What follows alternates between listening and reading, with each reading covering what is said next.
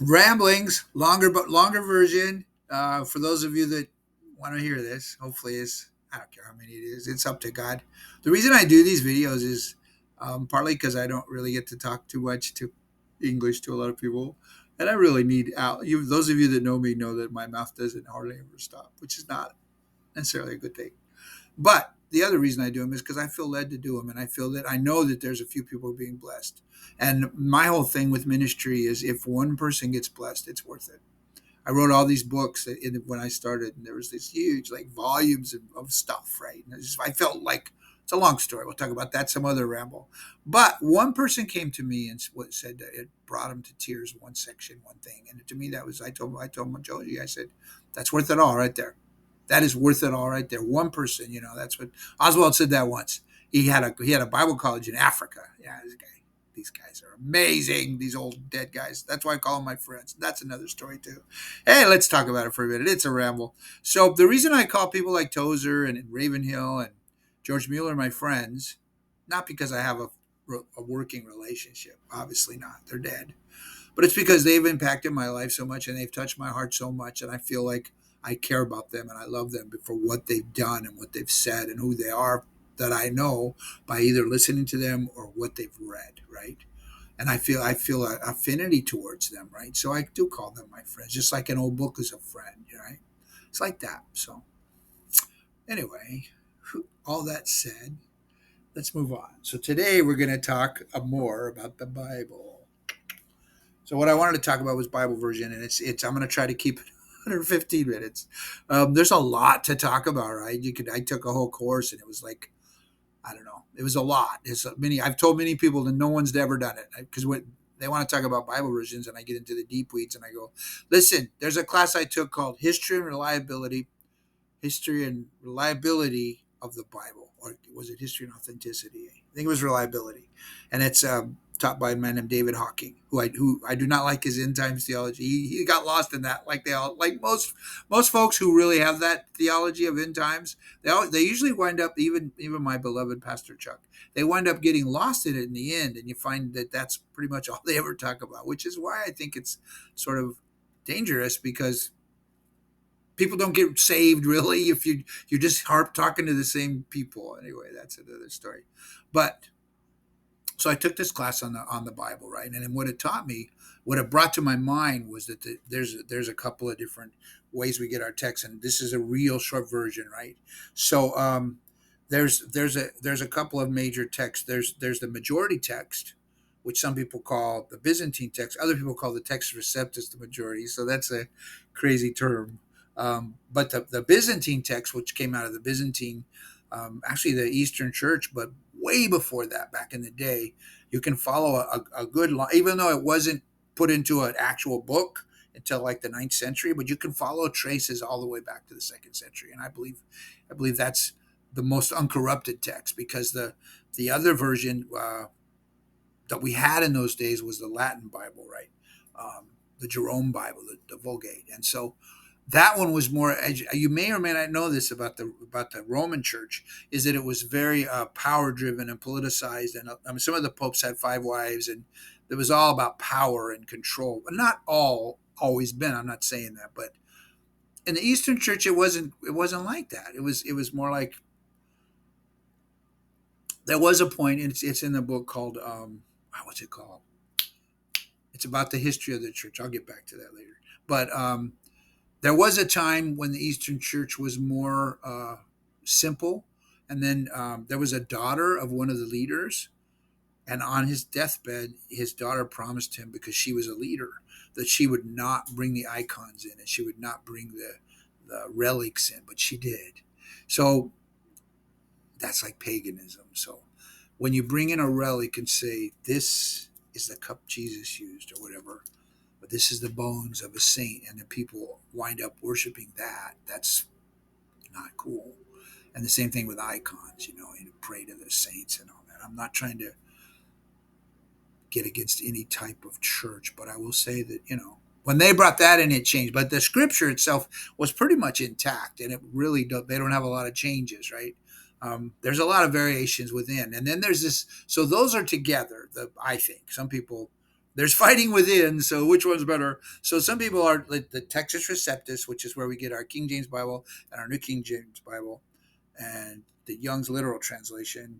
There's probably more. They say the NASB, but the NASB has taken out all those verses that I don't think they should have taken out. So I'm not going to say that's like 100%, but whatever's there is, and mostly. And then there's the majority, the other text called the Alexandrian text. Now, some people, the Jerome Vulgate, I don't know if anybody still uses that, but the Greek text is what, because it was written in Greek, the New Testament, right? So the Alexandrian text is an interesting story. I'll try to keep it short. Gosh, I don't know. It may take 2 videos for this. I don't know. So the Alexandrian text, because a lot of the documents come from Alexandria, where in Egypt, where they had the ancient library, right? But the Alexandrian text is a very interesting story. A man named Tischendorf in the 1800s, late 1800s, I don't remember when exactly, but a man named Tischendorf, he discovered these in a monastery in Egypt, or no, Sinai. That's why they're called Sinaiticus.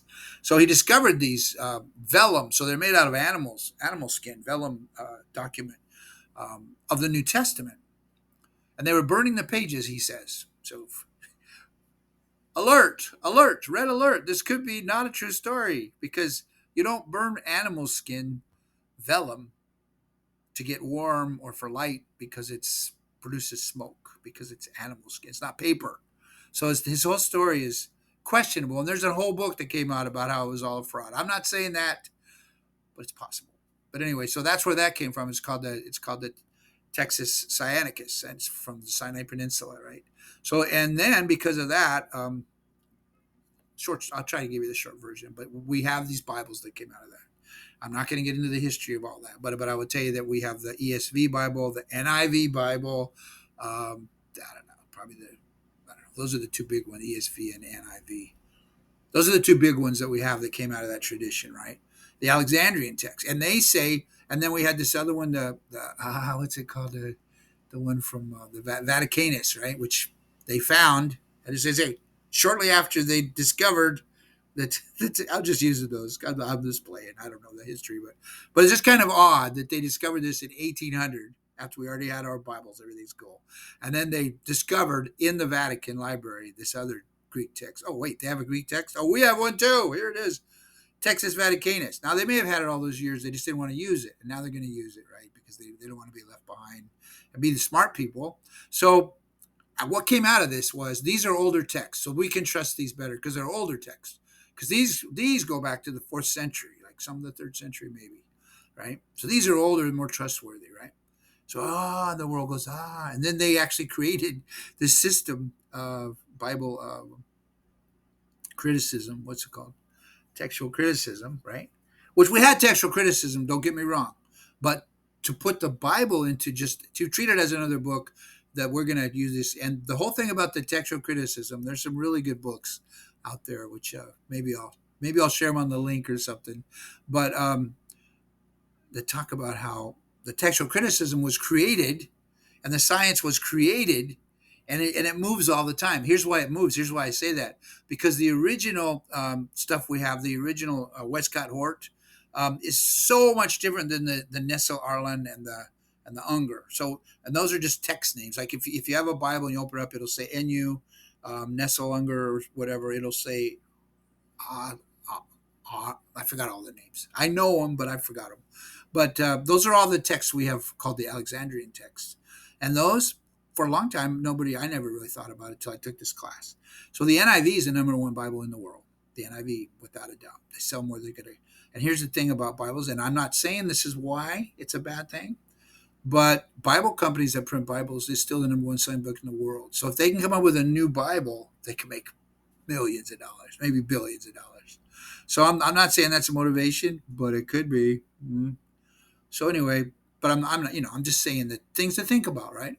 But what happened is the reason I believe the Textus Receptus and the Byzantine texts are superior, just to let you know, is because they have these fragments. They're just fragments, right, of parchment, because parchment are hard to find. The parchment are not vellum. The parchment were those papyrus, right? And the papyrus rots, right? So the only place that the papyrus is safe is in a desert.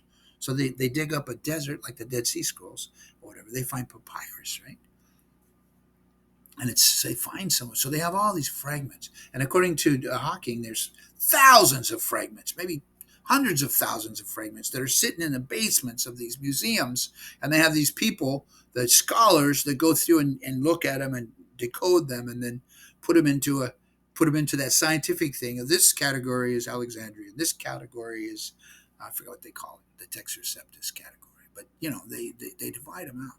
And so when they first came out with this idea that this is the oldest Bible and everybody accepted it worldwide, it was like this phenomenon. And lots of people that I love and respect accepted it, like D.L. Moody. But I will say this as a caveat: he died before he could figure it out because he had a love for the King James, and he said, "I don't know, but I still love the King James." But just like John Kennedy in the Vietnam War, he died before he could fix it. So I don't know what would have, could have, but it doesn't matter yet.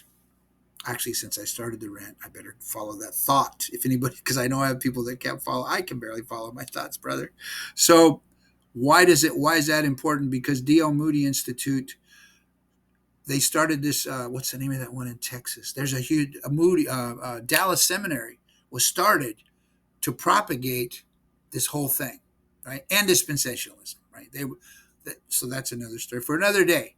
So anyway, so they propagated this Bible. It became very important. But the thing about those fragments is, back when this all came out in the late 1800s, early 1900s, they only had a handful, right? And then as time goes by and they get more and more of these categorized, there are hundreds, and now there's thousands, literally. There's so many more. And the thing about those is 90% of them are in favor of the Textus Receptus. They're in favor of the majority text, the Byzantine text. They're not in favor of the Alexandrian text. And those are older than the Alexandrian text. So if you're going to use the argument older is better because it was before, which is not necessarily true. It sounds good, but it's not necessarily true if the people were diligent, right? And that's the other thing they said. Well, they weren't diligent until, the 9th century or the 5th century. And then all of a sudden they decided, really? Really? And that's just ridiculous on the face of it, just to even say that. You have no evidence for that. That's what they do. They just say stuff. So anyway, I became convinced in the Textus Receptus. And I became so convinced that I tried to change everyone, and no one would listen to me, especially people that went to Bible school. Because Bible school teaches the other thing. They teach the Alexandrian, and we have Alexandrian back to the 1st century. It's actually the real Bible. So don't listen to these idiots. And I'm not a King James only guy. Not far from it.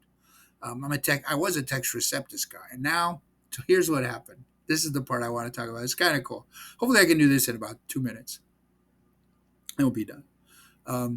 The reason this matters or doesn't matter to me is because if I want to study God's word, and if I believe this is the word of God, I want the best words I can find. I want to know exactly what he said because I cannot pay attention if you're just, so it's kind of like if some things are wrong, then who knows, right? It's like the National Enquirer. Most of it's nonsense. But there are a couple Pulitzer Prize winning stories in there that are not untrue, right? So you want something that's trustworthy. And in my opinion, the reason I think this whole Alexandrian thing is actually not even from the Lord, but maybe the other side, is because it brings doubt. Not because it's so much the difference and it's going to make a difference. You can be saved by the NIV. You can learn, you can be a totally 100% godly man. And like I say, it's so much close. It's like a 3%, which is 100 and some pages, could be important. But it's all there. It's pretty much it's all there. Saved by faith, the whole story. It's all there. So it's not so much that they changed it and ruined it and made it like it's no good.